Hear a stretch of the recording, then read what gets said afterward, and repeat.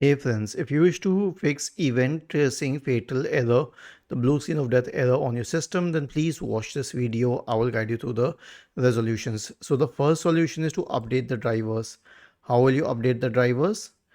Right click on the start button and select settings from the menu. Go to the Windows Update tab on the list on the left hand side. Select advanced options in the right pane. Select optional updates. Expand the list for driver updates. Select the driver updates and select download and install. Now return to Windows Update and then click on check for updates if that option is available here. That will happen if there were no driver updates. So this should solve the problem to quite an extent, but if it does not, then the next solution is an SFC scan. Search for command prompt in the Windows search bar and click on Run as administrator.